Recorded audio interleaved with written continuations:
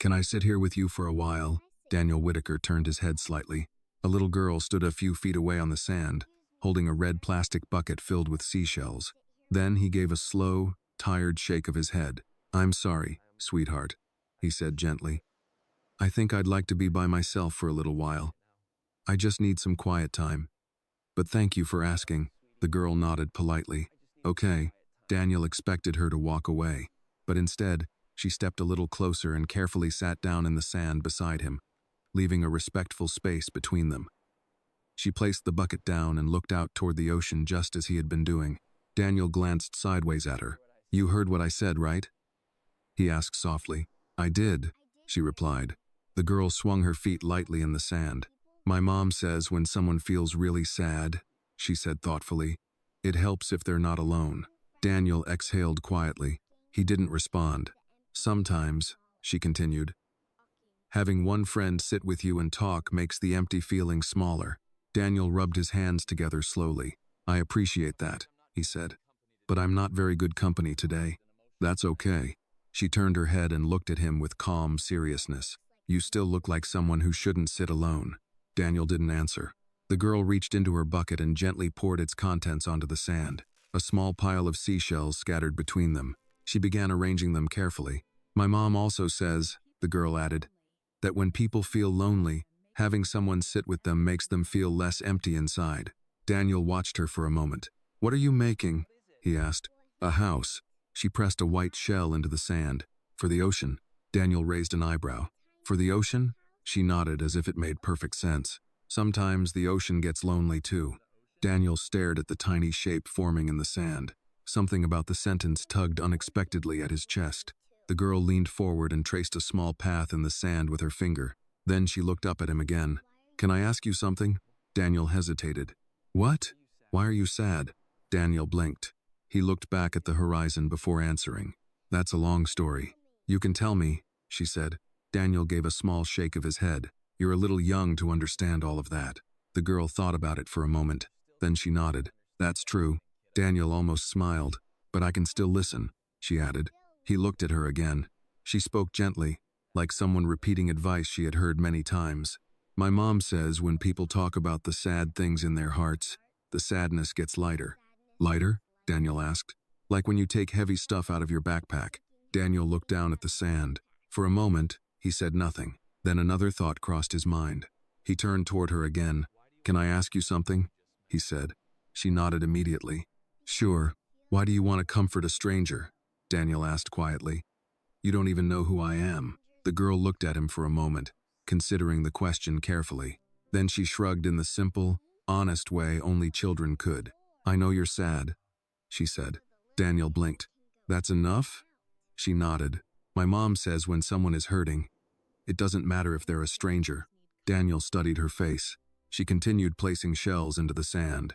And anyway, she added thoughtfully, sometimes strangers need kindness the most. Daniel felt something tighten in his chest. Annie leaned back and looked at the tiny shell house she had made. Now it has a door, she said proudly. Daniel looked down at it. A memory surfaced suddenly. A beach decades ago. A pink plastic shovel. His younger sister Emily kneeling beside him, explaining why their sandcastle needed a door so people could come back home. The memory struck so sharply that Daniel had to look away. His eyes stung. He covered them briefly with one hand. The tears came quietly. Annie moved a little closer and placed another seashell on the sand. My mom says grown-ups cry when their hearts get too heavy, she said gently. Daniel looked at the small shell-shaped house. Then he bent down and picked up a flat seashell lying near his shoe. He pressed it carefully into the sand beside the others. Annie's face brightened immediately. See? She said happily. Now it's stronger. Daniel let out a slow breath. For the first time since the message had appeared on his phone, the crushing pressure in his chest eased just a little. Farther up the beach, a woman's voice called out, Annie? The girl turned quickly. I'm here, Mom. Daniel looked up as a woman walked toward them from the boardwalk path. She moved with calm alertness, the posture of a parent who had been watching carefully from a distance. Annie waved. Daniel wiped the corner of his eye quietly. The woman approached and gave an apologetic smile. I hope she wasn't bothering you. Daniel looked down at the tiny shell house in the sand. Then he shook his head. No, he said softly. Actually, she helped more than she knows. A gentle wave rolled toward the shore, touching the end of Annie's little sand path before retreating again into the endless ocean. Marianne looked surprised. "Well," she said, glancing at her daughter. "That sounds like Annie." Annie beamed proudly and brushed sand from her hands. "Mom, we're building a house for the ocean," she explained. "For the ocean?" Marianne repeated. "Yes," Annie said very seriously. "Sometimes it gets lonely." Marianne laughed softly and turned back to Daniel. "She has a habit of making friends with everything." "That's not a bad habit," Daniel said. For a moment they all stood quietly while a wave rolled in and stopped just short of the little sand path Annie had drawn. Marianne crouched beside her daughter. "Did you ask the gentleman if he wanted to help?" Annie nodded enthusiastically. "He already did." She pointed at the shell Daniel had placed beside the others. Marianne looked at it and then back at him. "Well, thank you for being patient with her." "It wasn't patience," Daniel said after a small pause. "It was good timing." Marianne seemed to sense there was more behind that sentence, but she didn't pry. Instead, she offered her hand. "I'm Marianne, by the way." Daniel stood slowly and shook it. "Daniel." Marianne nodded. "Nice to meet you." Annie tilted her head and looked between them. "You didn't say your last name," she told Daniel. Daniel smiled faintly. "That's true." He hesitated only a moment before adding, "It's Whitaker. Daniel Whitaker." Marianne's expression shifted slightly. Not dramatically, but just enough that Daniel recognized the moment of recognition. Most adults eventually placed the name. "Oh," she said quietly. "I've heard of you." Daniel gave a small shrug. "Most people have if they read business news." Annie blinked up at him.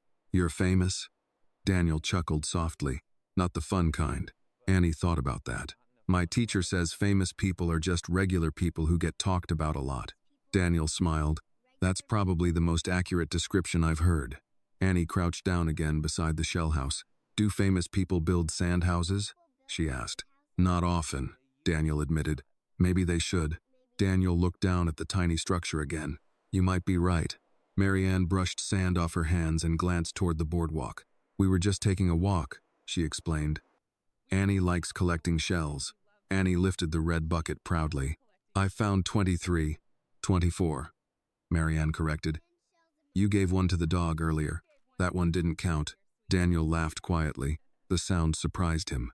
He hadn't expected to laugh today. His phone buzzed in the sand beside him. He ignored it.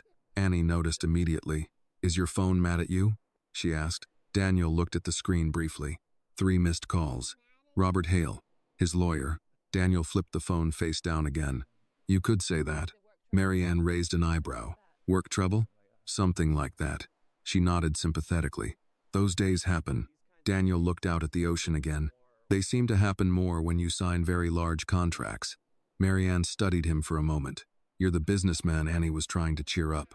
"That's me." Annie looked pleased. "See, Mom? I told you he was sad." Marianne Sihil softly. "Well, at least you're honest." Daniel watched Annie press another shell into the sand. "You take beach architecture very seriously," he said. She nodded. "Strong houses matter." "Why?" "So they don't fall down when the waves come." Daniel felt that sentence settle heavily inside him. If this moment touched your heart, take a second to like this video, tell us in the comments where you are watching from, and subscribe to the channel for more stories that remind us what really matters in life. Marianne noticed the change in his expression. "You okay?" she asked gently. Daniel nodded slowly. "I will be." The wind shifted across the beach. The sun had begun to dip lower toward the horizon, painting the water with streaks of orange and silver. Families nearby began gathering their things. Evening was coming. Annie studied the tiny house again. "The walls need one more shell." Daniel scanned the sand and picked one up nearby. He handed it to her. "There you go." She placed it carefully into the side of the house and leaned back to admire the finished shape. "Perfect," she said. Daniel looked at it thoughtfully. "Do you think it will survive the tide?" Annie shrugged. "Maybe. That's not very confident." She grinned. "If it falls down tomorrow, we can build another one." Daniel felt something shift inside his chest again. Such a simple idea. Build again. Marianne stood up and brushed sand from her jeans. "We should probably head home," she said. Annie grabbed her bucket.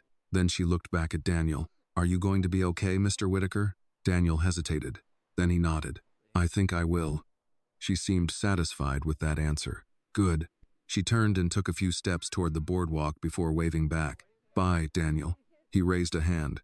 Bye, Annie. Mariana gave him one last polite smile. Take care. You too. They walked away together up the path. Daniel remained standing there for a moment, listening to the waves. The beach grew quieter. He looked down at the tiny shell house again. Daniel picked up his phone. Robert Hale's name still glowed on the screen. He slipped the phone into his pocket and looked at the ocean one more time. Strong houses matter, he murmured to himself. Then he turned and began walking toward the boardwalk. Daniel had driven less than 10 minutes before his phone started ringing again. This time he answered, Robert. His lawyer did not bother with hello. Where the hell have you been? Daniel kept one hand on the steering wheel as he eased his black SUV onto Pacific Coast Highway. Evening traffic had thickened, headlights beginning to streak against the fading California light. To his right, the ocean was still visible in flashes between parked cars and palm trunks, darkening by the minute. At the beach, Daniel said. There was a short silence on the other end. The beach, Robert repeated flatly. Yes. Robert let out a long breath that sounded dangerously close to a prayer for patience. Daniel, I have spent the last hour trying to keep your executive team from tearing each other apart. Your CFO is in panic mode. Investor Relations wants a statement before Asian markets open, and half the board is already asking whether Victor Lang set this up from the beginning. Daniel's jaw tightened. He did. Another silence. You're sure? I'm sure enough to say it out loud. Robert's voice lowered immediately, shifting from irritation to focus. Then turn around and get to the office. I've got copies of the revised contract, the email trail we could recover, and enough red flags to make me physically ill. Daniel merged into the left lane. I'm on my way. You sound strange. Daniel almost smiled. I had an unexpected conversation. With whom? A 6-year-old. Robert said nothing. Daniel added, she was smarter than most people in my boardroom. That earned a tired huff of laughter. Good. Maybe bring her to the emergency meeting. By the time Daniel reached downtown Los Angeles, the city had fully shifted into night. Glass towers reflected the last violet traces of sunset. Restaurant patios glowed warm against the cooling air. Traffic lights flickered over long lines of brake lights and impatient drivers. Whitaker Ventures occupied the top 11 floors of a sleek tower in Century City. All steel, glass, and immaculate control. Normally, the building made Daniel feel powerful. Tonight, it looked like a machine waiting to judge him. He parked in the private underground garage, rode the elevator to the 31st floor, and stepped out into a reception area that was far too bright for the kind of day he'd had. A few assistants were still at their desks, speaking in lowered voices. Heads turned when he walked in. People stood straighter. Screens were minimized. The air changed. That part of power had always exhausted him. Robert Hale was waiting outside the conference room, tie loosened, reading glasses low on his nose, one hand wrapped around a paper cup of coffee that had probably gone cold an hour ago. Robert had been with Daniel since the second year of Whitaker Ventures, back when the company was still small enough to fit its legal team into a single office. He was in his early 60s now, silver-haired, sharp-minded, and stubborn in a way Daniel had long ago learned to trust. You look terrible, Robert said as Daniel approached. Nice to see you too. You smell like seawater. Daniel handed him his jacket. That would be because I was at the beach. Robert stared at him for one beat, then opened the conference room door. Inside, the atmosphere was worse than Daniel expected. 3 members of his executive team sat around the long walnut table, laptops open, faces strained. Financial models glowed across the wall monitors. Red numbers everywhere. Loss projections, exposure charts, headlines already forming in digital news feeds along the right-hand screen. Daniel did not sit immediately. He walked to the far end of the table, set both hands against the polished surface, and looked at the projections. How bad? He asked. His CFO, Linda Marquez, answered first. If Lang Capital forces the current interpretation of the liability clause, we absorb almost the entire infrastructure overrun. That means immediate losses in the 9 figures and potentially more if creditors decide we concealed material risk. We didn't conceal anything, Daniel said. That won't stop them from saying it. His head of investor relations, Sam Bennett, leaned forward. The market won't wait for nuance. There's already chatter online that Whitaker got greedy. If we don't control the narrative by morning, Victor will. Daniel turned to Robert. Show me. Robert tapped a key on his tablet, and one of the wall screens shifted to a marked-up contract. Section 14, Robert said. The revised risk allocation language. It was inserted in the final round and disguised as a harmonizing amendment tied to municipal compliance. Your outside team reviewed it against the earlier draft but didn't flag the cross-reference buried in Appendix C. Linda spoke through clenched teeth. Because Appendix C was moved. Robert nodded. Exactly. On purpose. Daniel stared at the screen. The legal language was elegant in the most poisonous way. Smooth, technical, and crafted to be missed by anyone not specifically hunting for a knife. Victor had not won by force. He had won by patience. Daniel felt the old anger rise again, but now it was clearer, colder, more useful. Who else has seen this? He asked. Just us, Robert said. And I'd like to keep it that way until we decide whether we're negotiating, litigating, or preparing for war. Sam muttered. It's already war. Daniel finally took his seat. The leather chair felt unfamiliar tonight, as if it belonged to a man he had been this morning and wasn't quite anymore. He looked around the table. Linda, fierce and precise, who had worked 80-hour weeks for him and missed more family dinners than any person should. Sam, smooth under pressure, though sweat was gathering at his temples now. Robert, who had once told Daniel that the most dangerous moment in any empire was when the man at the top began believing he could no longer be touched. Maybe this was that moment. Daniel leaned back slowly. Victor wants panic, he said. He wants us loud, reactive, divided, and scared enough to accept his version of rescue. Linda nodded. That sounds right. So we don't give him that. Sam frowned. We still need a statement. You'll get one, Daniel said. But not tonight. Tonight we gather facts. Robert studied him. What changed? Daniel looked at the contract again but saw, for a brief and impossible second, a tiny shell doorway set into wet sand. Strong houses matter. If it falls down tomorrow, we can build another one. He almost laughed at himself. What changed, he said quietly, is that I remembered panic doesn't build anything. It only tears down what's left. Linda exchanged a glance with Robert. No one spoke. Daniel straightened in his chair. I want every communication between Lang Capital and our legal review team pulled by midnight. I want a timeline of every version of this contract. I want to know who touched Appendix C, who approved the last-minute changes, and whether Victor made similar moves in any of his prior developments. Robert nodded. Already started. Good. Linda, freeze any optional transfers tied to the redevelopment project. Sam, draft a holding statement for release at 6 a.m. Nothing defensive. Nothing emotional. We say we are reviewing newly surfaced contractual issues, and will address investors once that review is complete. Sam typed quickly. Understood. Daniel paused, then added, and no anonymous quotes to press. Nobody leaks, nobody speculates. The room settled. Not calm, exactly, but steadier. Direction had a way of doing that. After another 40 minutes of task assignments and damage control, the meeting finally broke. Linda left first, still talking into her phone. Sam headed for his office to begin drafting statements. Robert remained behind, gathering papers into neat piles. Daniel stood by the window, looking down at the city lights. From this height, Los Angeles looked almost peaceful. Robert came to stand beside him. You really did go to the beach, he said after a moment. I really did.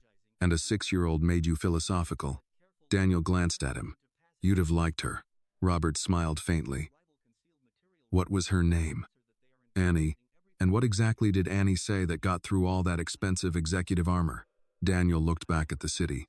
She told me sometimes strangers need kindness the most. Robert was quiet for a few seconds. Smart kid. She built a shell house for the ocean.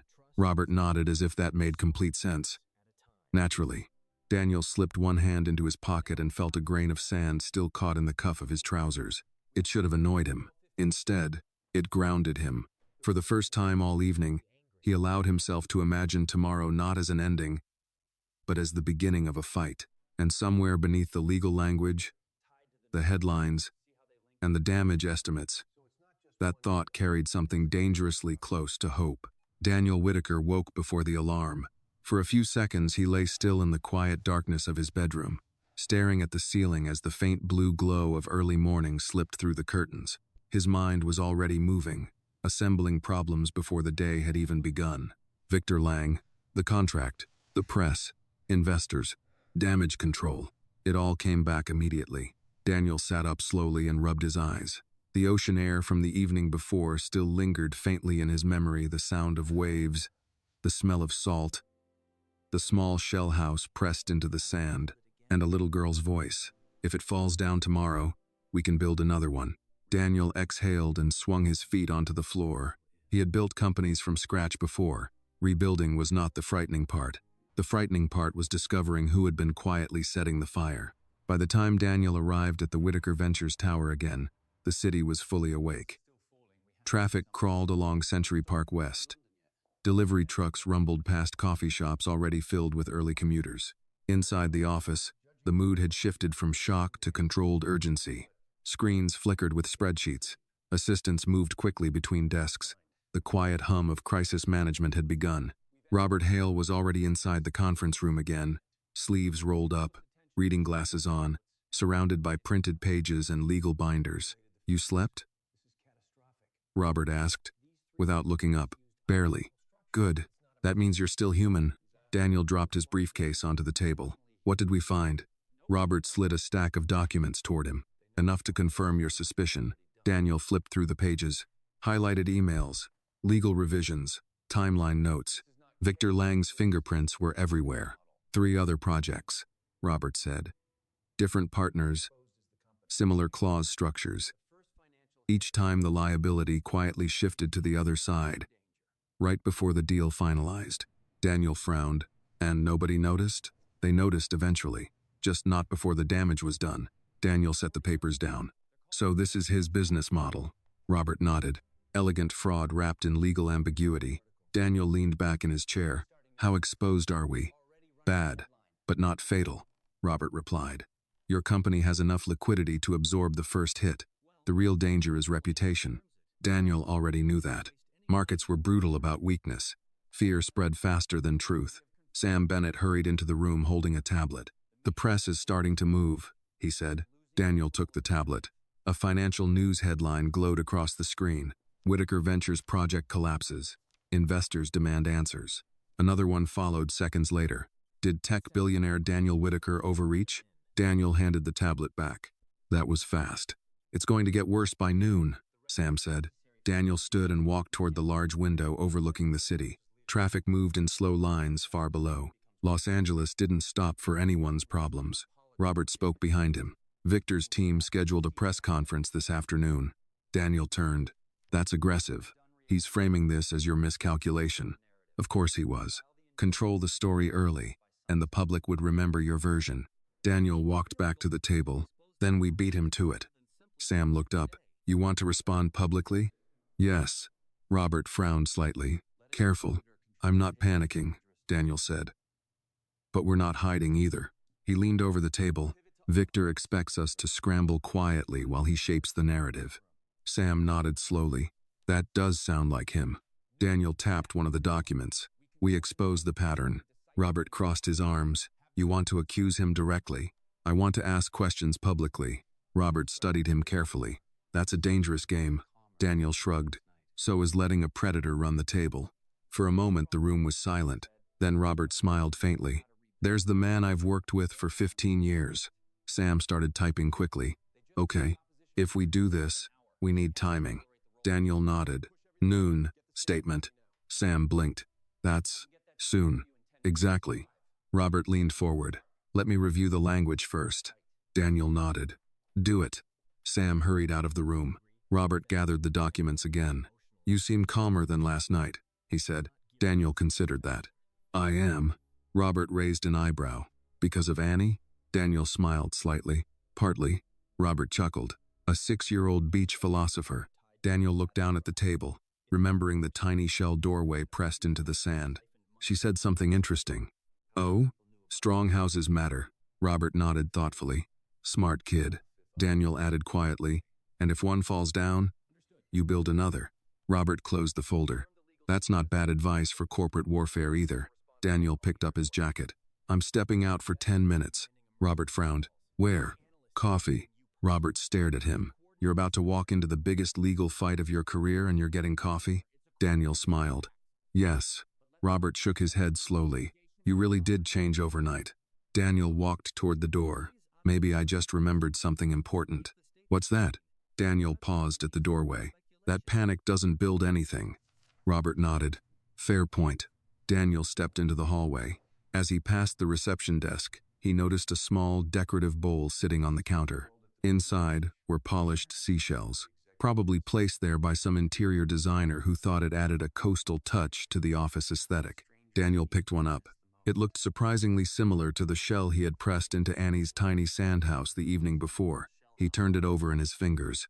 Then he placed it gently back in the bowl. Outside, the California sun was already climbing into a clear blue sky. Daniel Whitaker stepped into the morning with a steady mind and a fight ahead of him.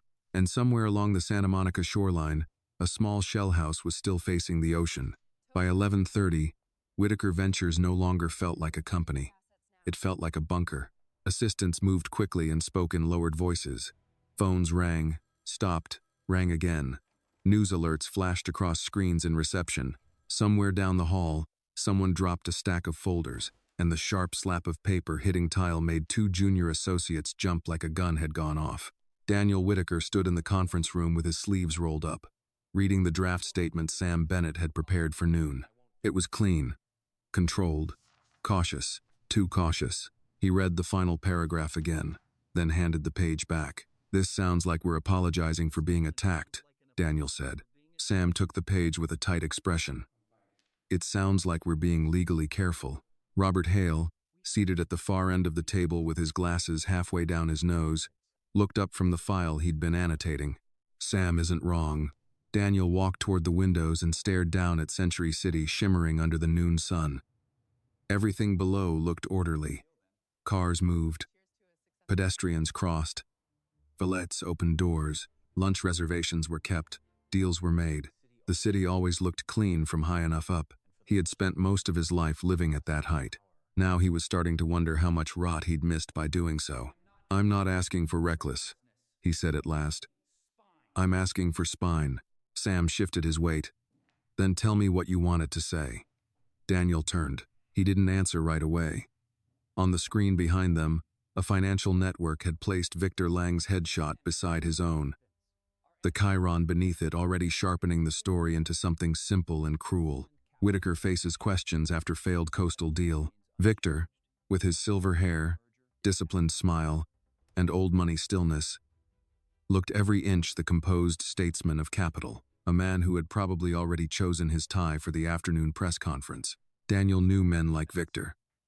They weaponized calm. They let other people look emotional, unstable, guilty. Not this time. He went back to the table and braced both hands against it. I want this in the statement, he said. We have identified significant irregularities in final contract revisions associated with the redevelopment agreement. We are conducting an immediate review of those changes and of related transactions. Until that review is complete, we will not speculate, but we will not be silent. Sam typed quickly, then glanced up. That's stronger. That's the point. Robert tapped a pen against the table. The word irregularities gives us room. I can live with that, Daniel nodded. He had learned long ago that language mattered most when the ground was moving under your feet. Sam cleared his throat. And if they ask whether Lang Capital intentionally concealed material risk, Daniel's face hardened. Then I say we are investigating every possibility. Robert watched him for a long moment. You're ready to make this public. Daniel looked at him. I'm ready to stop acting like silence is dignity. That landed in the room harder than he'd intended. Sam glanced down. Robert said nothing. For just a second, Daniel heard Annie's voice again, soft and certain beneath the sound of the surf. Sometimes strangers need kindness the most. Funny, he thought, how the mind chose its anchors. In the middle of market chaos and legal warfare, what kept returning to him was not strategy, but a little girl placing shells in the sand as if small acts still mattered. Maybe they did. Maybe that was the whole problem with men like Victor Lang. They believed only large things mattered. Money, leverage, headlines, control. They forgot what ordinary people remembered instinctively. That trust was built one small choice at a time, and betrayal began the same way. Sam's phone buzzed. He checked it and looked up immediately. Victor's team just advanced the press conference. 12:15. Daniel checked the wall clock. 11:38. Of course they did, Robert muttered. Sam was already moving toward the door. I'll send the statement in 10. 5, Daniel said. Sam gave a tight nod and disappeared into the hallway. Robert remained seated, studying Daniel the way he sometimes did in the old days, when Whitaker Ventures was just 4 ambitious people in borrowed office space, and Daniel was still young enough to confuse exhaustion with invincibility. You know what Victor wants, Robert said. Daniel did not look away from the windows. Yes, he wants you angry. I am angry, I know, but he wants you publicly angry. Defensive. Sharp. Just controlled enough to look arrogant, and just emotional enough to look guilty. Daniel slipped one hand into his pocket. A grain of sand, somehow still trapped there from the beach, pressed against his fingertips. He closed his hand around it. I'm not giving him that. Robert leaned back. Good. Daniel turned from the glass. What else? Robert opened a separate folder. We found 2 shell companies tied to a trust in Nevada. Both intersect with contractors on Victor's last Phoenix project. The money trail isn't complete yet, but if it connects the way I think it does, he's been moving risk and skimming margin through back channels for years. Daniel let out a low breath. How many people knew? Hard to say. Robert removed his glasses. Enough to build the structure. Not enough to stop it. Daniel nodded slowly. That sounded right too. Corruption rarely required an army. Just a few people willing to look away while someone confident did the stealing. His office phone lit up, then his cell, almost at the same moment. He checked the screen. Linda Marquez. He answered immediately. Linda. Her voice came fast. We've got movement. What kind? 3 institutional investors just requested emergency calls for this afternoon, but that's not the real problem. One of Victor's analysts is feeding language to reporters that implies you personally pushed the final revisions after internal objections. Daniel went still. That's a lie. I know it's a lie. Robert was on his feet now, reading Daniel's expression. Linda continued. There's more. They're hinting this isn't just bad judgment, it's ego. Overreach. Founder syndrome. The usual poison. Daniel closed his eyes for 1 second. There it was. Not just attack the deal, attack the man. If the public could be made to believe this was Daniel Whitaker finally brought low by his own arrogance, then every future defense would sound like pride refusing to die gracefully. It was elegant. It was vicious. And it was exactly the sort of thing Victor would do before lunch. When do the calls start? Daniel asked. 2 p.m. I'm trying to hold them. Hold them. He ended the call and looked at Robert. They're going after credibility. Robert's jaw shifted. Then we answer with facts. Daniel laughed once, without humor. Facts are slower than accusation. Yes, Robert said evenly. But they last longer. For a moment, neither man spoke. Outside, a helicopter moved across the skyline. Sun flashed across nearby glass. Somewhere in the office, a printer started spitting out pages at machine gun speed. Daniel suddenly felt very tired. Not the physical sort of tired, though that was there too. This was older than that. The exhaustion of realizing how many years he had spent mastering growth, expansion, acquisition, while leaving softer things underdeveloped discernment. Maybe. Humility. The ability to see danger before it put on a silk tie and sat across the table smiling. He thought of Annie again. You don't have to tell me everything. But I can sit here with you anyway. There had been no performance in her kindness. No agenda. No calculation. Just the stubborn human instinct to sit beside pain instead of stepping around it. Daniel wondered when adults forgot how to do that. Sam returned with a final printed copy of the statement. Ready. Daniel took it, read it once, and this time did not change a word. Send it. Sam left again. Robert watched him. You're thinking about something. Daniel folded the paper neatly and set it down. I'm thinking, he said, that Victor built his whole life like a man who believes nobody will ever look under the floorboards. Robert's mouth twitched. That's a good line. I'm not trying to be poetic. No, Robert said, reaching for his coffee. But you're getting there. At 12:03, the statement went live. Within 90 seconds, screens across the office began updating. Anchors changed tone. Articles refreshed. Analysts posted reactions. Whitaker Ventures, the same company that had looked cornered an hour earlier, had now publicly signaled that the collapse might not be incompetence after all. It might be sabotage. Sam reappeared in the doorway. It's working. Daniel glanced at the financial network on the wall. One anchor was already revising her language. Newly identified irregularities. Questions now turning toward the contract process. If Whitaker can substantiate, not victory, not even close, but movement. A crack in the version of reality Victor had hoped to install before anyone could object. Robert checked his watch. 12:15. On the center screen, Victor Lang stepped behind a podium in a polished press room 2 miles away, looking calm, grave, and perfectly prepared. Daniel folded his arms and watched. Victor adjusted the microphone. "Good afternoon," he began, his tone full of regret so expensive it almost glittered. "Let me first say how disappointed I am by the recent developments surrounding this project." Daniel's eyes narrowed. The war had officially started.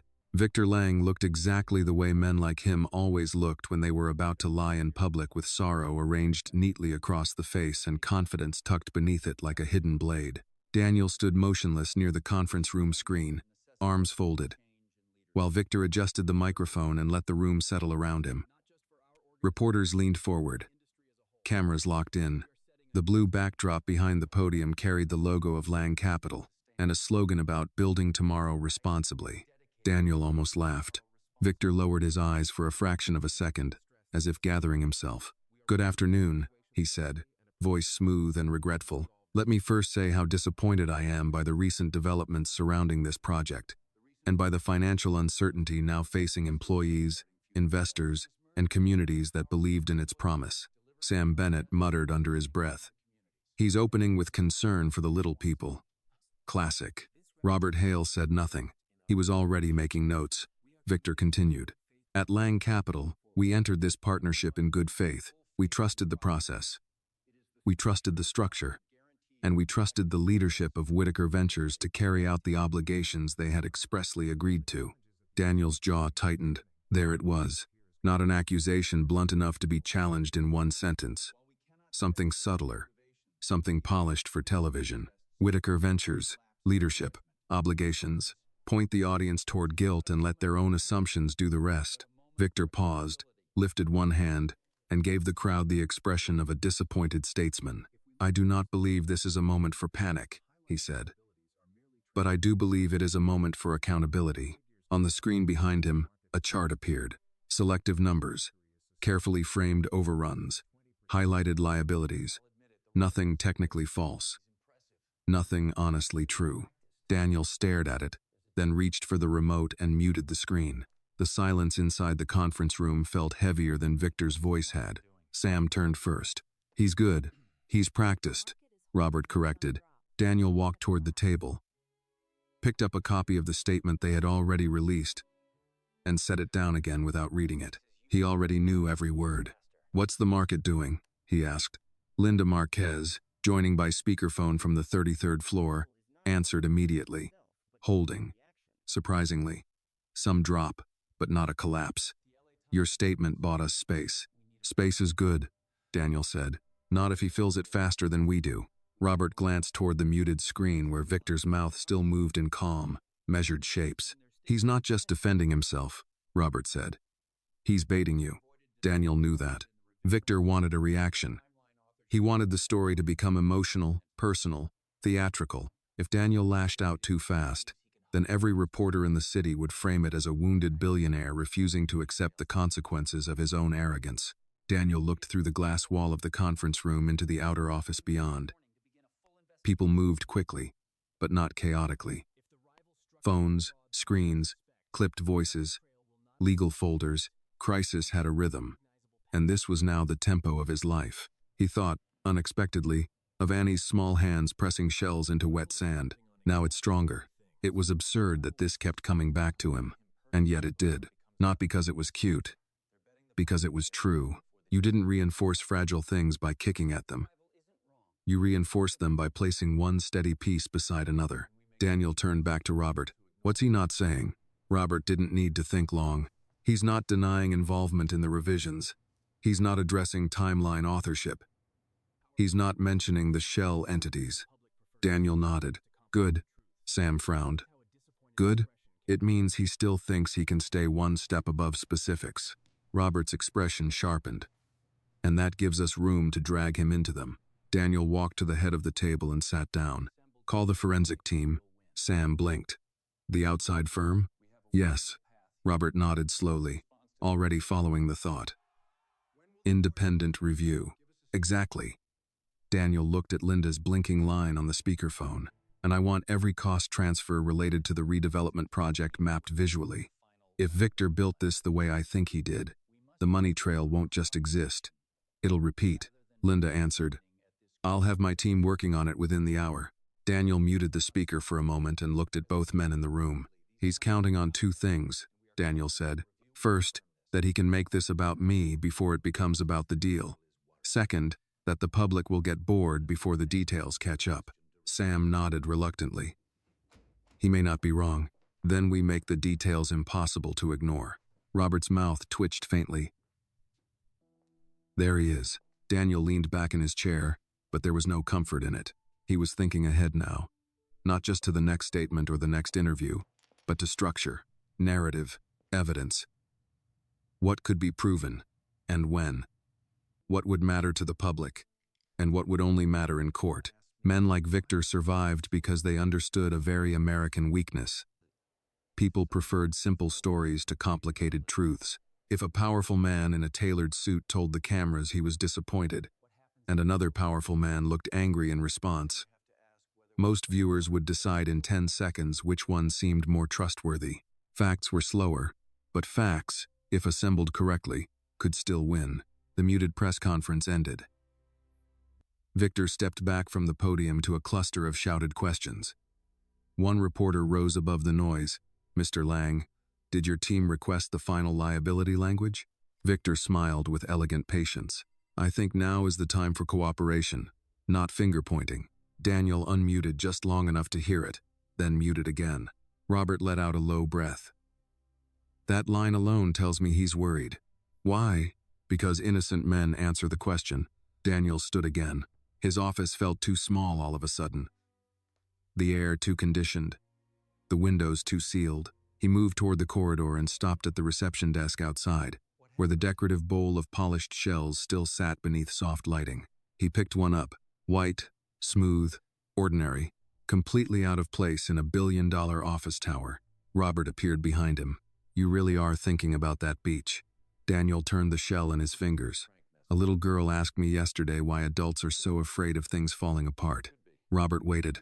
She said if something falls down, you build it again. Robert gave a small nod. Reasonable position. Daniel looked at him. What if that's not enough? For business? Robert asked. For life. That earned a longer pause. Robert slipped his hands into his pockets and stared through the lobby glass toward the elevators. Then you figure out whether what fell apart was ever built honestly in the first place. Daniel went still.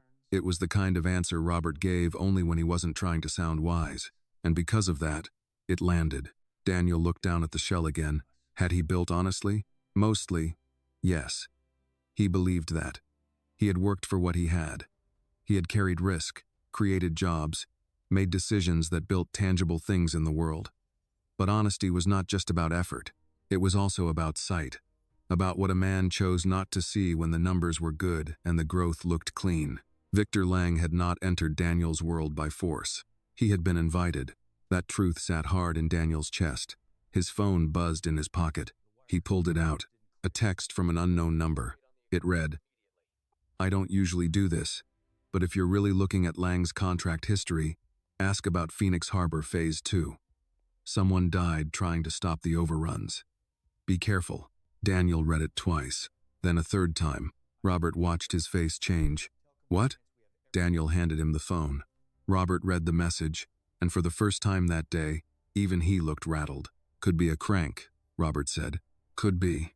But, Daniel slid the shell back into the bowl. But people don't usually invent specific dead bodies when they're bluffing. Robert exhaled slowly. Phoenix Harbor Phase 2, he repeated. I'll have someone pull everything. No, Daniel said. Robert looked up. No interns, no junior staff, no leaks, you and me.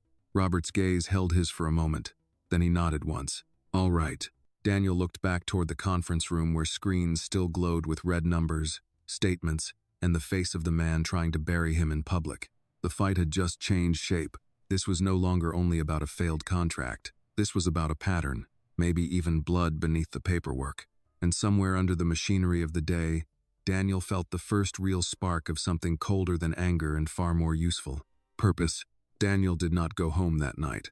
By 8:30, most of Whitaker Ventures had emptied out, the polished hallways settling into the eerie quiet of a building designed for power but not for exhaustion. Cleaning crews moved discreetly through the outer offices with rolling carts and low voices. Downtown lights shimmered beyond the glass, cold and distant, reflecting back at him from every window, like a city that preferred money to truth. Inside Daniel's private office, the lamps were dimmed. His tie lay tossed across the back of a chair.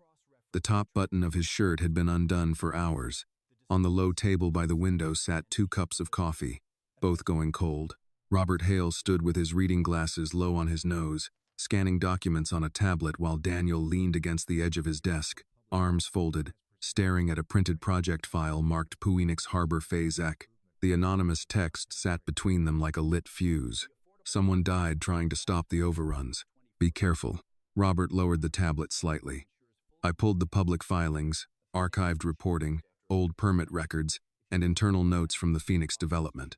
At first glance, it looks exactly like every other overbuilt coastal project from the last 10 years.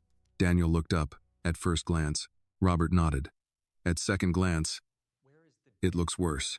He walked over and set the tablet on the desk, then slid a printed timeline toward Daniel. Phoenix Harbor was positioned as a mixed-use waterfront revitalization project. Affordable units, public walkways, environmental compliance, all the usual language. Lang Capital came in late, reshaped the financing structure, then cost estimates started moving. Daniel scanned the page. Revised contractors, delayed reporting, reallocated funds, design amendments, emergency adjustments. So where's the death? He asked. Robert pointed to a single highlighted name near the bottom. Ethan Cole. Daniel frowned. Who was he? Project Risk Analyst. 34. Former Army Corps of Engineers consultant. Hired 6 months before construction escalated. Robert flipped to another page. According to internal reporting, Cole raised written concerns about structural shortcuts, contractor substitutions, and undocumented transfers tied to shoreline reinforcement. 2 weeks later, he was dead. Daniel straightened. How? Officially, Robert said. Single car accident outside Mesa at 11:40 p.m. Driver fatigue suspected. Daniel's silence deepened. And, unofficially? Robert took off his glasses and rubbed the bridge of his nose. Unofficially, there were rumors at the time that he'd been preparing to escalate concerns beyond his immediate chain of command. But the story died fast. Local coverage. No major follow-through. Family asked for privacy. Daniel stared at the name again. Ethan Cole, 34 years old, a man with a job title bland enough to disappear, a death tidy enough not to interrupt anyone's quarterly reporting. He felt something cold slide beneath his ribs. Not shock exactly. Not yet. Recognition. This was how powerful men survived. Not by making problems vanish completely, only by making them vanish long enough. Robert looked at him carefully. Daniel. He didn't answer. Robert's voice sharpened just slightly. Don't leap ahead of the facts. Daniel let out a slow breath. I know, but he also knew this much. Anonymous texts rarely came from nowhere. People stayed quiet for years, then cracked open over one detail, one headline, one public lie too many. Maybe Victor's press conference had pushed somebody over the edge. Maybe somebody had been waiting a long time for the right person to notice. Daniel moved toward the window, one hand in his pocket. Down below, brake lights pooled red at intersections. Somewhere out there, people were eating dinner, folding laundry, arguing over bills, helping children with homework, watching late local news with the volume too loud, real life, untouched by legal language and executive warfare.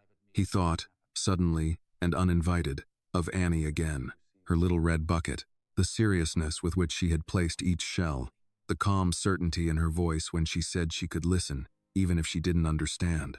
You don't have to tell me everything, but I can still listen. He had spent most of his adult life around people who spoke to be useful, impressive, strategic, persuasive.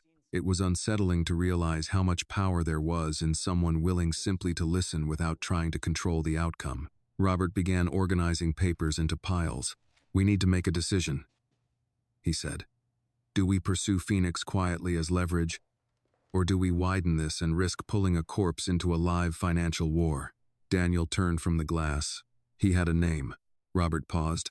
Ethan Cole had a name, Daniel said. He's not just leverage. Robert held his gaze for a moment, then nodded once. Fair. Daniel came back to the desk. What about family? A sister in Flagstaff, parents deceased, no spouse, no children. Robert hesitated. There was also a fiancé at the time. Engagement ended shortly before the death, according to a local piece. Daniel looked down at the file again. He was old enough to know that tragedy rarely arrived alone. It took pieces. Work, future, trust, love, then left the remains looking accidental. Robert slid another sheet forward. Here's what bothers me most. 3 days before he died, Cole sent a request for a private meeting with someone inside Lang Capital's oversight arm. No record the meeting happened. Who received it? Robert tapped the name. Victor Lang. That landed hard. Daniel read it twice to make sure he wasn't seeing what anger wanted to see. Victor Lang. Direct. Not buried 6 names down in some chain of middle management. Not plausibly distant. Daniel's mouth flattened into a line. So Ethan Cole saw something, documented concerns, and tried to reach Victor directly. That's what it looks like. And then he died.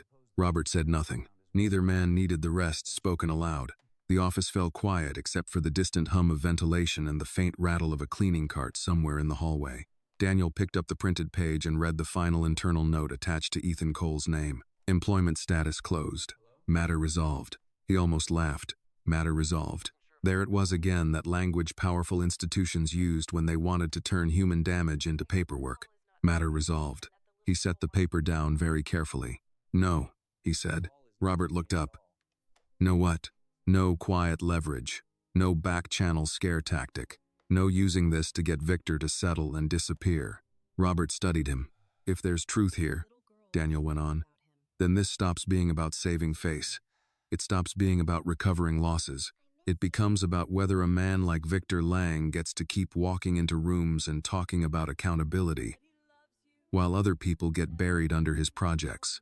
Robert folded his arms. That's a bigger war. I know. It will also become personal. Daniel gave him a humorless smile.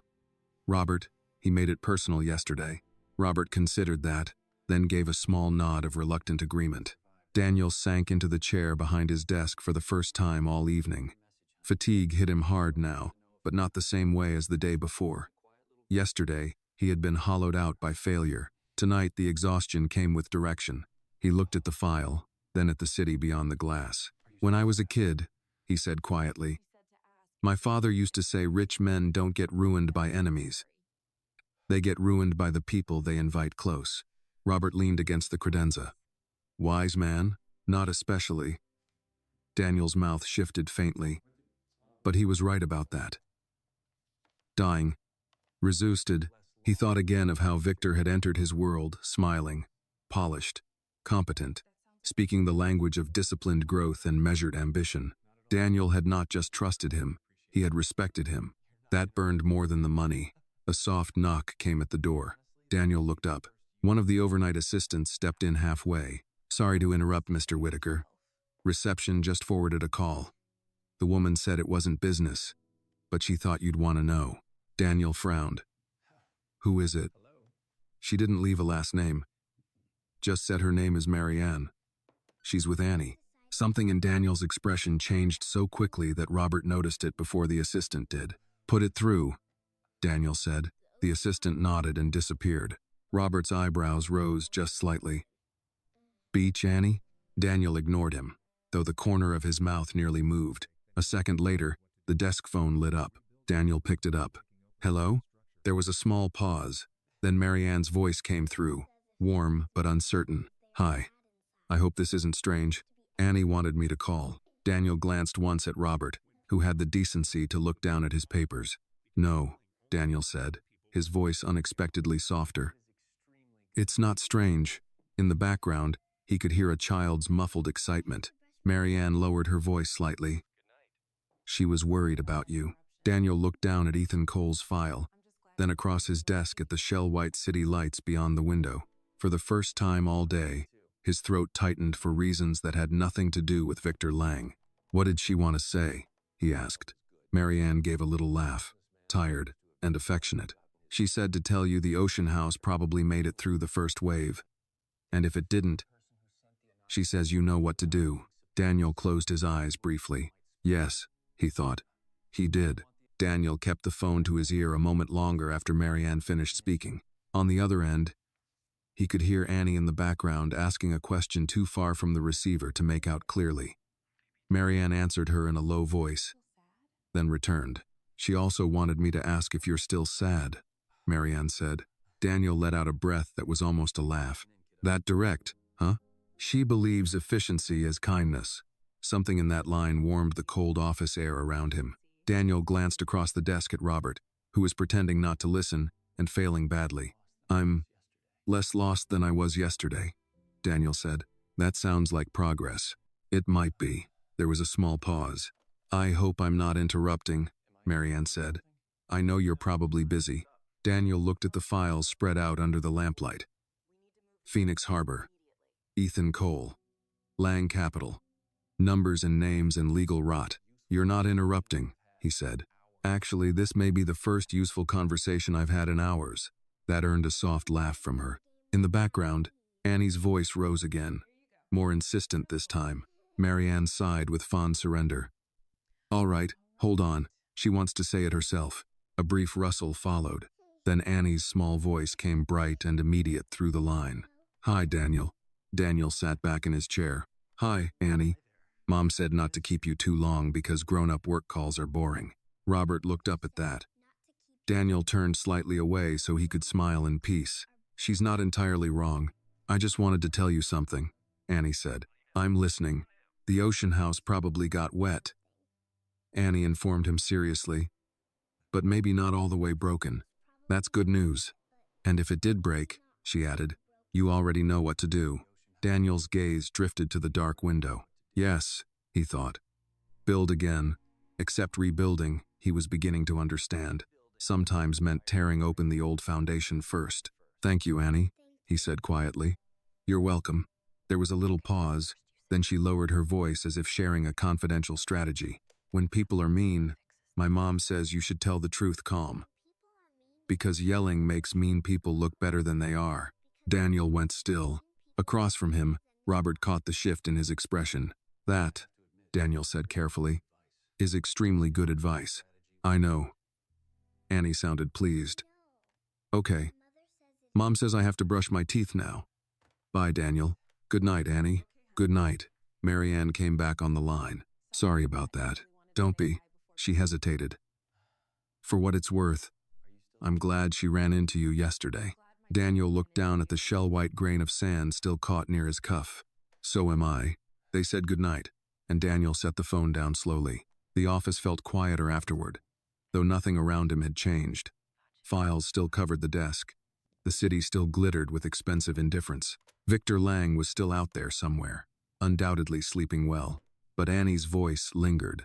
Tell the truth, calm. Robert took off his glasses and placed them on the desk. She's good, he said. Daniel gave a faint nod. She really is. Robert folded his arms. You look like you just got your strategy from a first grader. A kindergartner, I think. Even better. Daniel leaned back and let the silence settle. Then he looked at Ethan Cole's file again. Tell the truth, calm. It was child's advice. Also, excellent litigation advice. Also, maybe, the only way through this without letting Victor define the emotional terms of the fight. We need to find the person who sent that text. Daniel said. Robert nodded once. I assumed you'd say that. No subpoenas yet. No formal moves. I don't want to spook them. Agreed. Daniel stood and paced once to the window and back. Fatigue tugged at him, but his mind felt sharper than it had that morning. Whoever reached out chose me after the press conference, he said. That means either they think I'm finally paying attention, or they think I'm desperate enough to use anything. Robert considered that. Possibly both. I want them to know I'm listening, not hunting. Robert's brows rose. That's a distinction. It matters. He thought about Marianne too, calling not to ask for anything, not to place herself in his orbit, but because Annie had been worried. No leverage, no networking instinct, no carefully disguised ask, just human concern. That kind of thing had become so rare in Daniel's world that it still startled him. Robert picked up his tablet again. Then we give the sender a way back in. Quietly. How? I can have one of our cyber people trace the number without triggering anything visible. Separately, we could release just enough in tomorrow's messaging to suggest we're reviewing prior Lang projects. If the sender is watching, they may come again. Daniel nodded slowly. Do it. It was nearly 10:30 when Robert finally left. Daniel remained alone another half hour, reading through old Phoenix material until the words blurred. At last, he shut the file, gathered only what he needed, and went home. His house in Brentwood sat behind gates and hedges, and the sort of tasteful exterior wealth that was designed not to boast too loudly. Inside, it was immaculate in the way homes became when no one truly lived in them during daylight. Clean lines, neutral colors, quiet rooms arranged by professionals. A kitchen stocked by staff. Art selected because it signaled discernment. Daniel unlocked the front door and stepped into stillness. For years, he had told himself he preferred it this way. No demands, no compromises, no one leaving a trail of life behind them. Tonight it just felt empty. He loosened his collar as he crossed the foyer and stopped, strangely, at the edge of the formal living room. Through the wide glass doors, he could see the dark outline of the backyard. The pool lights glowed blue beneath the surface. Beyond the wall, somewhere in the distance, traffic murmured like an ocean made of engines. He thought of Annie asking if he was still sad. Still sad was not quite the phrase for it. He was angry, alert, hunted, and hunting. But beneath all that, yes, something older remained. Something he had mistaken for discipline for a very long time. Loneliness, maybe, or the cost of winning too often in rooms where nobody loved you. Daniel went into the kitchen, poured himself a glass of water, and stood at the counter without drinking it. His phone buzzed again. This time it was a secure message from Robert. We traced the number. Burner phone purchased cash. Venice kiosk. But there's one useful detail. It pinged twice before the text. Once near Glendale. Once near Santa Monica College. Daniel read it twice. Santa Monica. His mind moved immediately not to Victor, not to the office, but to the beach, to shells, to Annie and Marianne, to the strange fact that in the middle of corporate sabotage and buried death, the only place that had felt honest in the last 48 hours was a stretch of sand where a 6-year-old had decided he looked too sad to sit alone. Another message followed, also found something else. Ethan Cole's former fiancée now teaches part-time at a community college extension program in Santa Monica. Name, Rachel Levin. Daniel set the water glass down. There it was, not proof, but direction. He called Robert immediately. Robert answered on the second ring. I knew you'd call. Rachel Levin, Daniel said. Yes, tomorrow. That was my thought. Daniel looked through the glass doors into the dark backyard. If she's been quiet all these years, she won't talk to lawyers. Probably not. She might talk to someone who finally understands what Victor does to people. Robert was quiet for a beat. That's not a legal approach. No, Daniel said. It's a human one. And if she slams the door, then at least we'll know we tried. Robert exhaled slowly. Fine. We go quietly. No staff. No press. No traceable car service. Daniel almost smiled. You sound like you're planning a bank robbery. At my age, this is more exciting. They agreed on the morning and ended the call. Daniel set the phone down and finally drank the water. It had gone slightly warm, but he didn't care. Tomorrow would bring new headlines, new spins, new attempts by Victor Lang to turn complexity into accusation. But now there was a name, Rachel Levin. And for the first time since this began, Daniel felt the shape of the fight shifting from defense to truth. He turned off the kitchen light and headed upstairs, carrying with him an image he had not expected to need, so much a little shell house facing the ocean. Fragile but deliberate, built by a child who believed broken things were not the end of the story. Daniel left his house just after 7 the next morning in a dark gray SUV he almost never drove himself anymore. No driver, no assistant, no security detail. That had been Robert's suggestion, though Daniel suspected it was also a test. Strip away the machinery for one morning and see whether the man inside it still knew how to move through the world without an entourage smoothing the edges. Los Angeles was washed in a pale, early light that made even the freeway ramps look briefly innocent. Coffee shops were filling. Delivery vans crowded side streets. Joggers moved along tree-lined sidewalks in expensive headphones, sealed inside private soundtracks.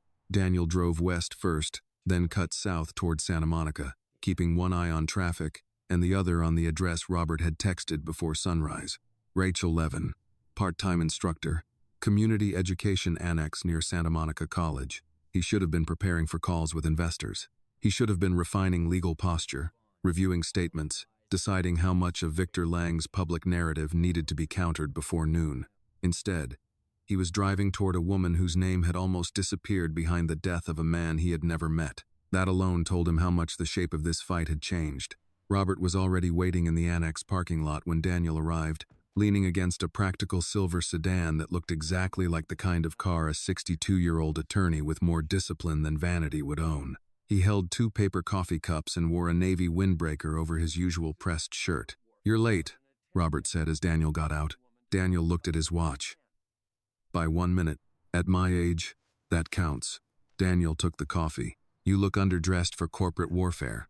"We're not doing corporate warfare this morning. We're asking a grieving woman to talk to 2 strangers about a dead man." Robert's expression hardened slightly. "Dress accordingly." Daniel glanced down at his own clothes. Dark jeans, open-collar blue shirt. No tie, no jacket. He had made the adjustment deliberately and still felt faintly foolish about it. Robert noticed. "You look fine," he said. "Less billionaire, more human." High praise. They started toward the building together. The community annex was a low stucco structure softened by jacaranda trees and a row of sun-faded posters advertising evening classes in accounting, creative writing, and English conversation. Students moved in and out carrying backpacks and coffee, most of them too young and too busy to notice 2 older men walking with unusual purpose toward the reception desk. Inside, the halls smelled faintly of copier, toner, and old books. A secretary in her 50s looked up from behind a cluttered front counter. "Can I help you?" Robert smiled first. He was better at entering rooms without alarming people. "We're looking for Rachel Levin.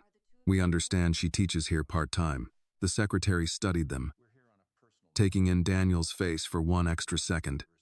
Recognition flickered, then was politely hidden. "She has a 9 o'clock seminar," the woman said. "Adult writing workshop. Are you enrolled?" "No," Robert said. "We're here on a personal matter." The secretary hesitated. Daniel stepped forward just enough to soften the moment. "We won't interrupt her class," he said. "We can wait." That seemed to settle something. "She finishes at 10:15, the woman said. "Second floor, room 204. There's seating down the hall." Robert thanked her, and they moved away. They sat on a hard bench outside room 204 while the sounds of a morning class drifted through the thin institutional door. Rachel's voice was clear but too muffled to make out words. Occasionally the room laughed. Once there was silence for a long stretch, the kind that suggested writing time. Daniel held his coffee without drinking it. Robert glanced at him. "Nervous." Daniel considered lying, then didn't. "Yes." "Good." Daniel looked over. Robert shrugged. "It means you understand this isn't a transaction." The hallway filled and emptied around them as students passed. Some looked tired, some hopeful. One older man in a veteran's cap nodded to both of them as if hallway benches created temporary fellowship among all who waited. Daniel thought about Ethan Cole, 34. Risk analyst. Engaged once. dead on a road outside Mesa, after trying to raise concerns to Victor Lang directly. Employment status closed. Matter resolved. The language still infuriated him. At 10:15, the classroom door opened and students began to filter out.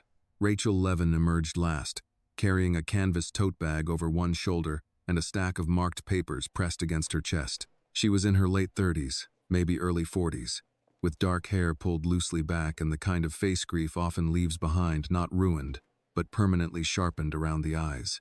She saw Robert first, then Daniel. Recognition moved across her expression like a shutter closing. Before either man could speak, she said, "No." She turned immediately toward the stairwell. Daniel stood. "Miss Levin, please."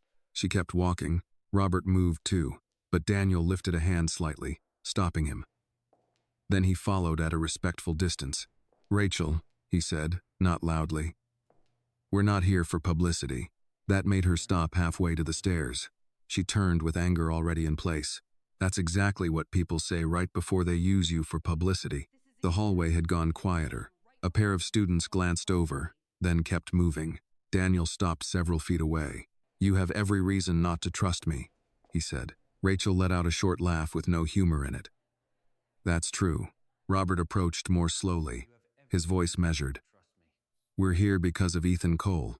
Something changed in her face at the name. Not softness. Impact. Old pain hit fresh. She tightened her hold on the papers in her arms. "You don't get to say his name unless you knew him." "No," Daniel said quietly. "But I think I'm starting to know the kind of men who made sure people stopped saying it." That held her. Not for long.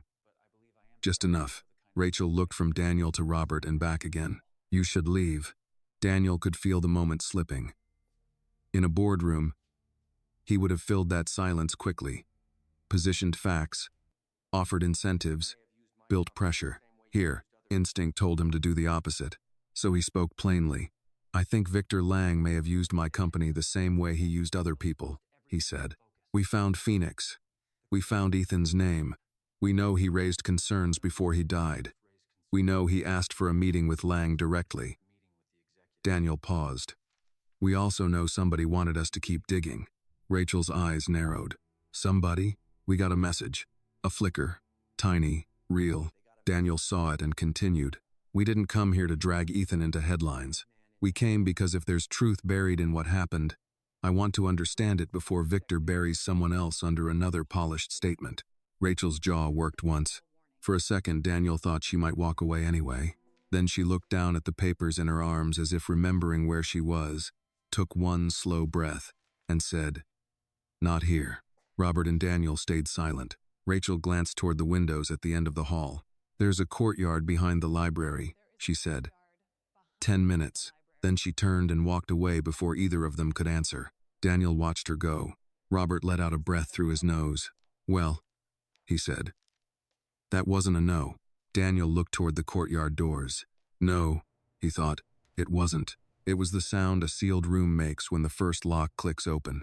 The courtyard behind the library was small and unexpectedly peaceful, tucked between two low academic buildings as if someone had carved out a quiet place on purpose. A stone fountain sat in the center, its water moving in a soft, steady loop.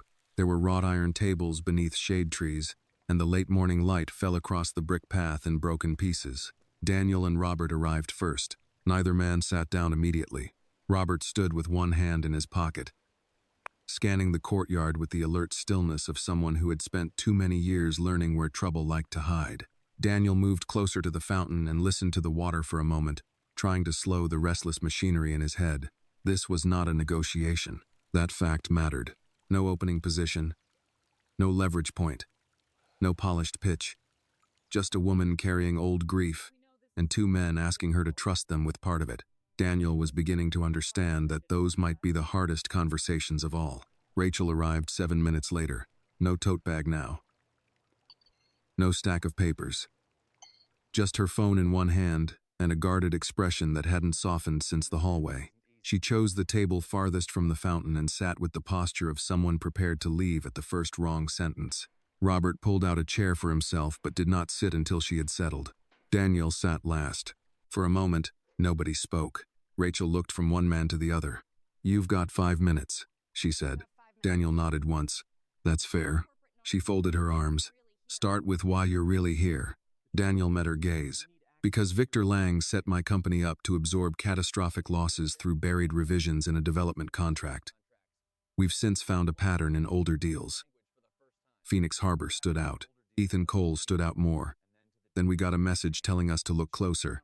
Rachel's face remained still, but her fingers tightened slightly against her sleeve. You think Ethan was killed? It wasn't phrased as a question. Daniel answered carefully. I think he saw something dangerous. I think he tried to raise it. I think he died before he could finish. Rachel looked at Robert. And you? Robert's voice was calm and spare.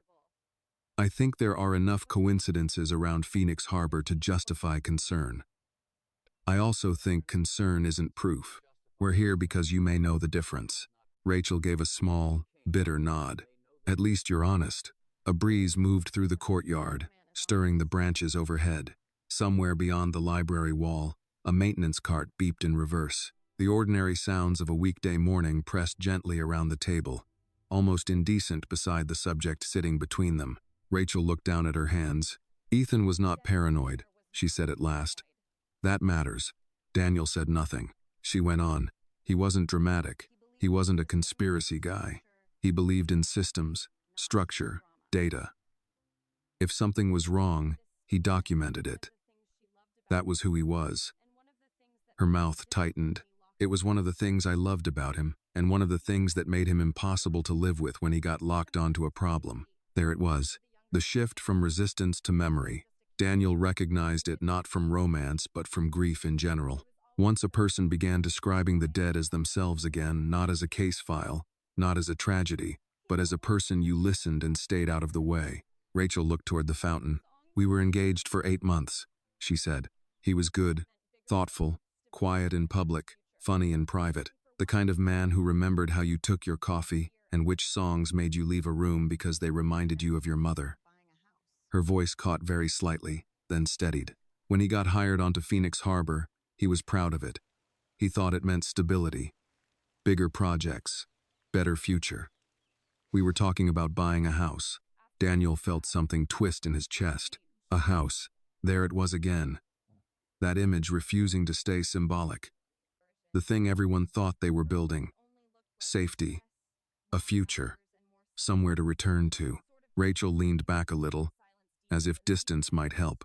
Then he changed. Robert spoke gently. How? At first, just stress. Long hours. More silence. Then he started saying strange things. She looked at Daniel. Not strange in a crazy way. Strange in a frightened way. Daniel held her eyes. What things? Rachel took a breath. That numbers were moving after approval. That invoices didn't match site realities. That material substitutions were being hidden inside emergency variance requests. That shoreline reinforcement budgets were being routed through consultants nobody could explain. She gave a short, humorless laugh. I teach writing now. Back then I was engaged to an engineer who spent dinner sketching cost trees on napkins because he couldn't understand where millions of dollars were disappearing. Robert nodded slightly. Did he say Victor Lang's name? Yes. The answer came without hesitation. Daniel went still. Rachel saw it and continued. Not at first. At first it was just leadership and finance and the people above him. Then one night he came home after a meeting and said, "It goes higher than I thought." Those were his exact words. Daniel spoke quietly. When was that? About 2 weeks before he died. The fountain water continued its soft, indifferent cycle. Rachel lowered her gaze. He started backing up files after that. Duplicates. Printed copies. Email drafts to himself. He became careful in a way that scared me. She swallowed once. He changed his passwords, stopped taking calls in the apartment. Once he got up at 2 in the morning because he thought someone had followed him home from the site. Robert's expression tightened. Did he report that? He said there was nothing to report. Just a car too close for too long. She looked at him sharply. You have to understand. He hated sounding foolish. So if he told me he was worried, he was already past the point of pretending it was nothing. Daniel leaned forward slightly. Did he ever show you the files? Rachel hesitated. That hesitation was the first true hinge of the conversation. Not grief now, choice. She knew something. Daniel did not push. Robert, to his credit, didn't either. Rachel looked at both men, measuring them again. "Why should I believe you won't bury this if it gets inconvenient?" she asked finally. "You're still Daniel Whitaker. You still have shareholders and boards and lawyers and 1,000 reasons to protect your own name first." It was a fair question. Maybe the fairest one he'd been asked in years. Daniel answered without dressing it up. "Because I already know what it costs when men like me protect the structure before the truth." He paused. "And because if Victor did this to Ethan, then silence would make me part of it." Rachel searched his face. "You say that now." "Yes," Daniel said.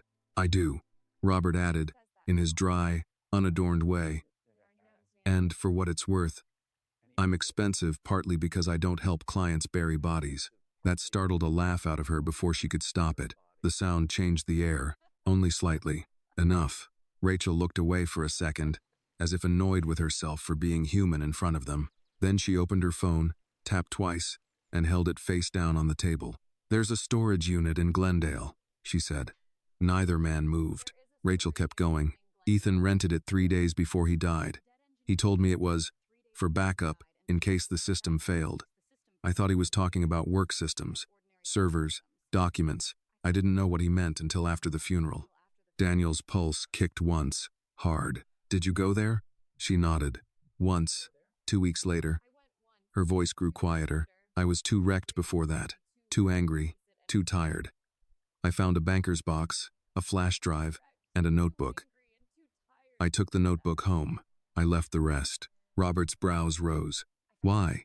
"Because by then I'd already had 2 men in suits come ask polite questions that didn't feel polite. One from Phoenix Harbor Legal. One who said he was with an insurer. Neither one asked what Ethan had found. They asked whether he'd been under stress." Her eyes sharpened. "You understand the difference?"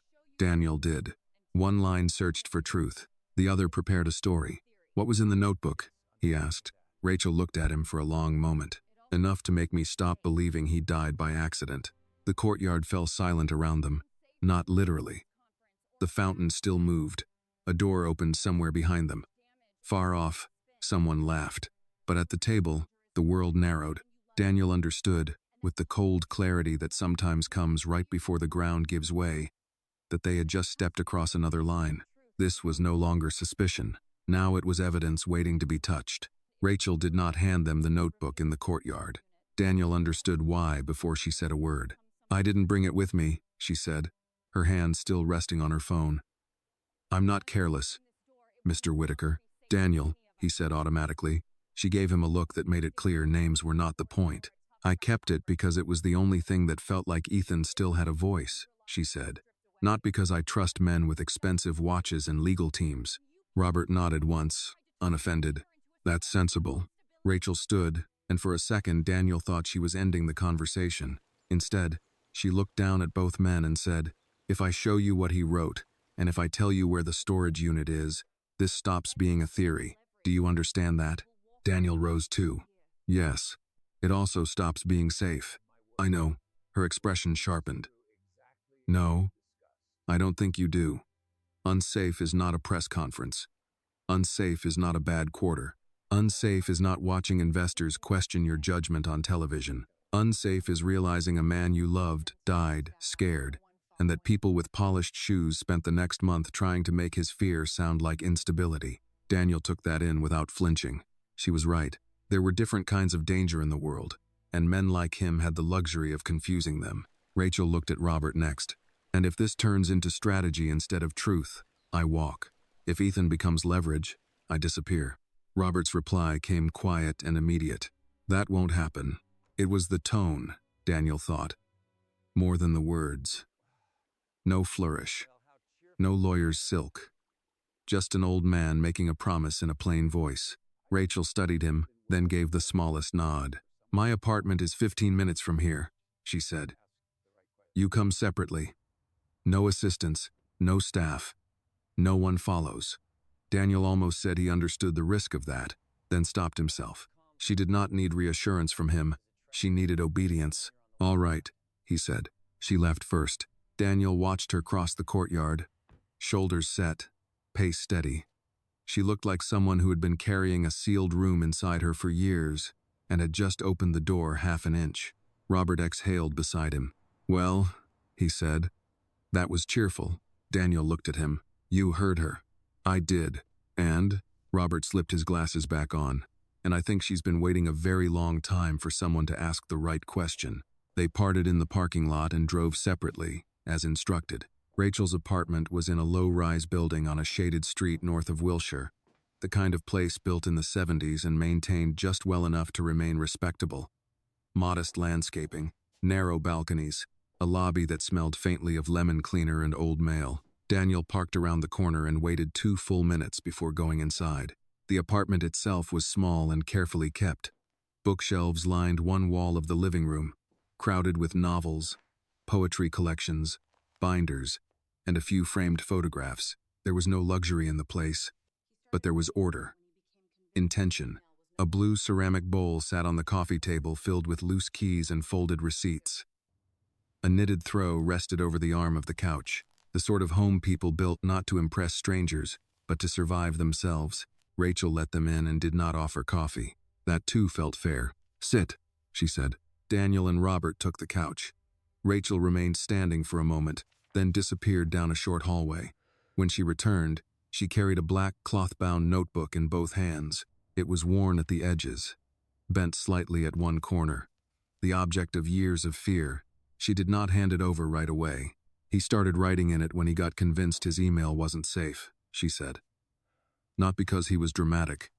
Because he said paper couldn't be hacked." Robert gave a grim little nod. "Smart."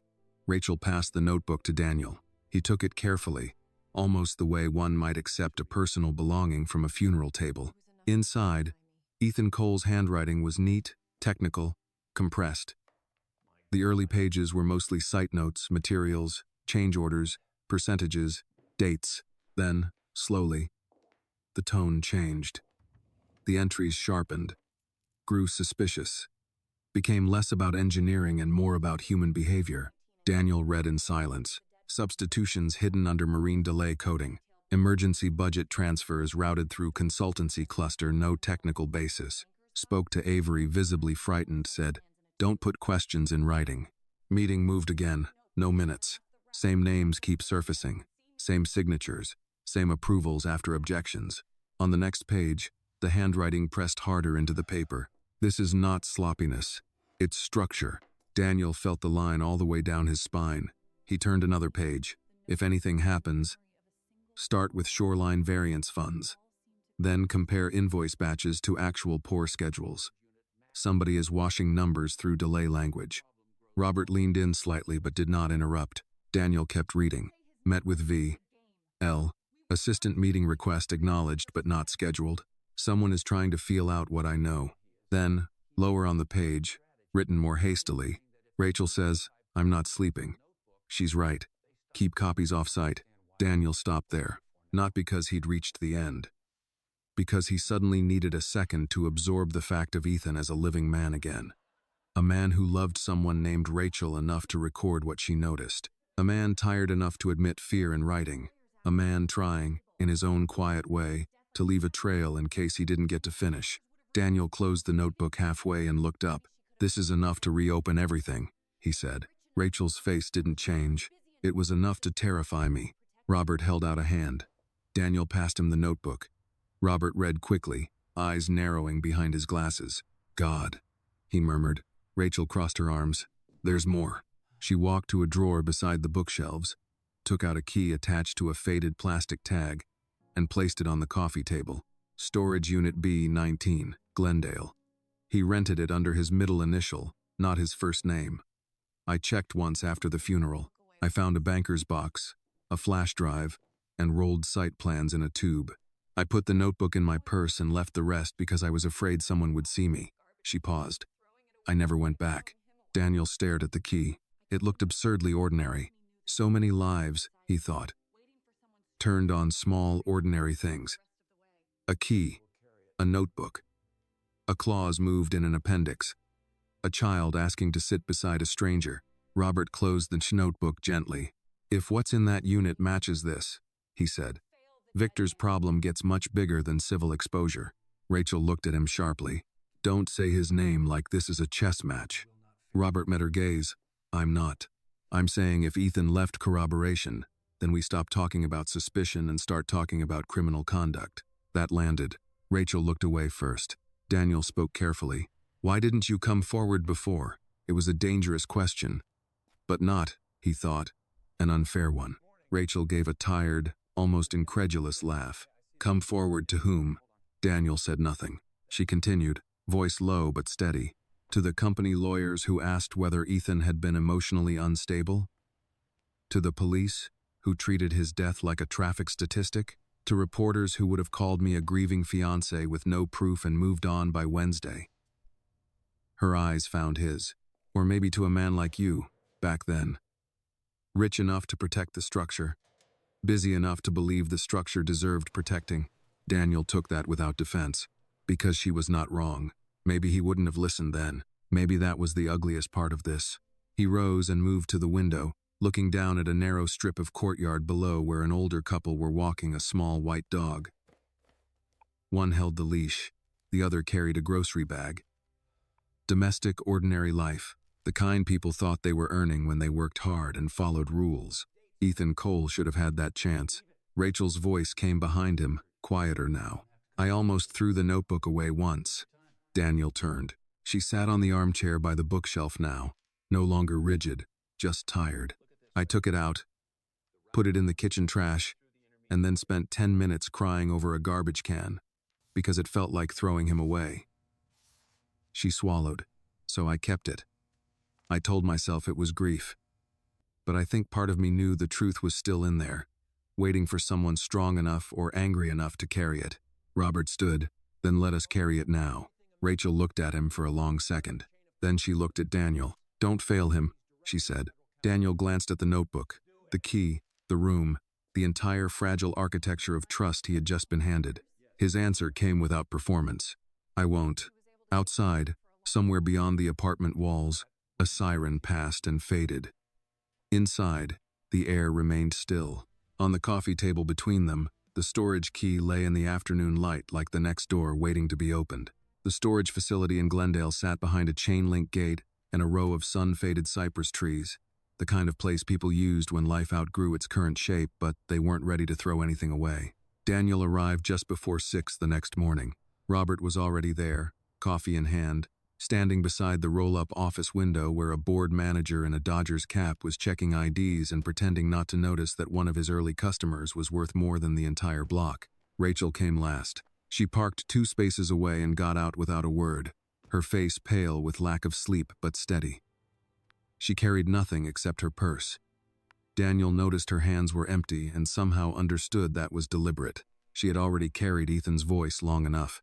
Inside, the manager walked them down a narrow concrete corridor that smelled faintly of dust, metal, and old cardboard. Unit B-19 sat at the far end. Rachel took the key from her purse. For a second she just held it there, between her fingers, looking at the lock. Daniel did not speak, neither did Robert. At last Rachel stepped forward and inserted the key. The lock gave with a dull click.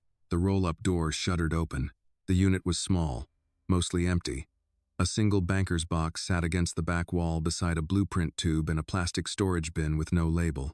Dust lay across the concrete floor, untouched except for the faint marks of Rachel's one visit years ago. Robert exhaled slowly. Well, he said quietly. He was organized. Rachel looked like she might be sick. Daniel stepped into the unit first and crouched by the box. Inside were neatly labeled folders, a flash drive in a small padded envelope, and printed spreadsheets highlighted in yellow and red. The top folder read Shoreline Variance Funds. His pulse kicked once, hard. Robert took the tube and removed the plans. Engineering drawings, hand-marked annotations, dates, cost notes in Ethan's sharp handwriting.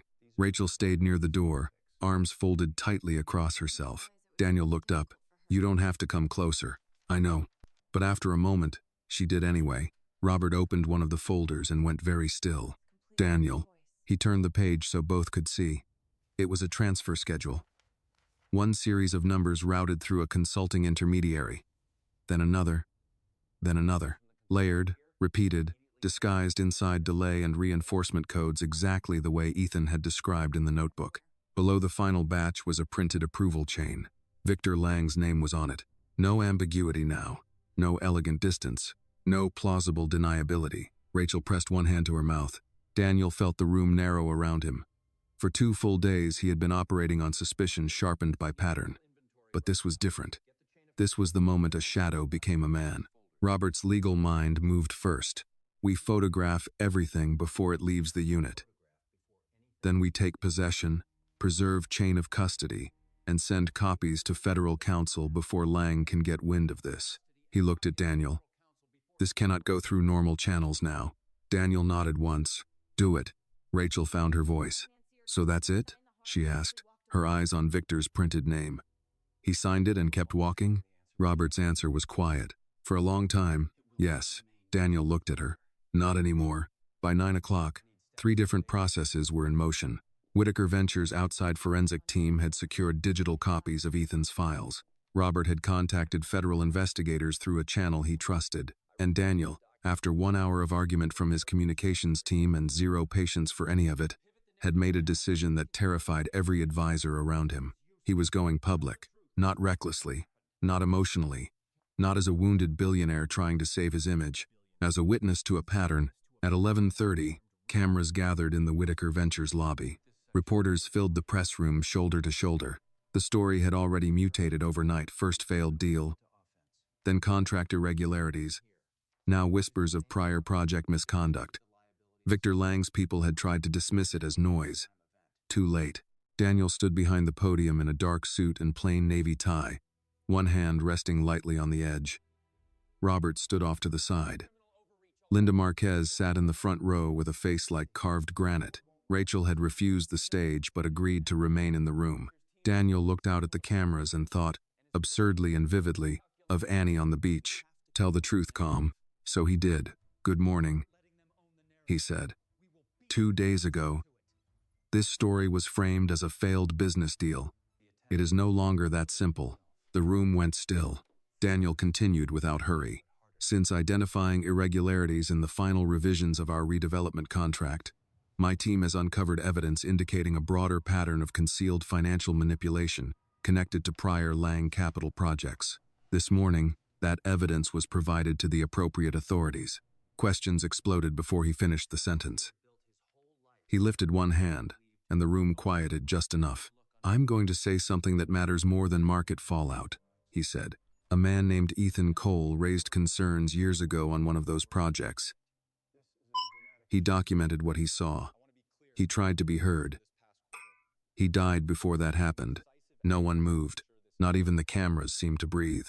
Daniel looked straight into them. For too long, people with power have relied on complexity to hide wrongdoing, and on silence to protect the structure around it. That ends now. He did not name murder. He did not overstate what the evidence had not yet legally proved, but he named the corruption, the concealment, the pattern, and the human cost. When questions came again, he answered calmly. Yes, Victor Lang's name appeared in the approvals. Yes, the files had been preserved. Yes, federal authorities had been notified.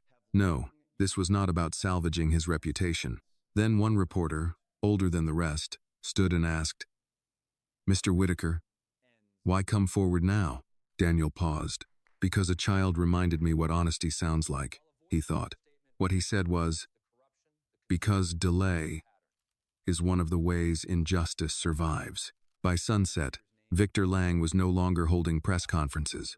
Federal investigators had executed document preservation orders. Lang Capital's stock was in free fall. 2 former project consultants had already requested legal representation. Anonymous sources who had once whispered to reporters were now calling them back with names attached, and Ethan Cole's name was no longer buried in local archives. It was everywhere. Late that afternoon, when the legal calls slowed and the cameras moved on to their next frenzy, Daniel drove back to Santa Monica. The beach was quieter than the first evening. The light was warmer. The tide was lower. He found Annie exactly where he hoped he might, near the dry sand, crouched over another construction project with her red bucket beside her. Marianne sat on a blanket a short distance away with a paperback in her lap, looking up as Daniel approached. Annie spotted him first. Daniel. She sprang to her feet and waved both arms as if he were an old family friend and not a man who had spent the day dismantling a financier on live television. Daniel smiled, really smiled, and walked toward her. "What are you building this time?" he asked. "A better one," Annie said. He looked down. A fresh shell house stood in the sand, wider and stronger than the first, with thicker walls and a shell-lined path leading straight to the water. Annie placed one final shell at the doorway, then sat back on her heels and looked up at him. "Did you fix your problem?" Daniel glanced toward Marianne. She was watching quietly, understanding more than Annie could yet know. He looked back at the little house. "Not all of it," he said. "But I fixed the part that needed truth." Annie seemed to consider that carefully. Then she nodded. "That's the most important part." Daniel lowered himself into the sand beside her, expensive trousers and all. He helped her press another shell into the wall. Annie grinned.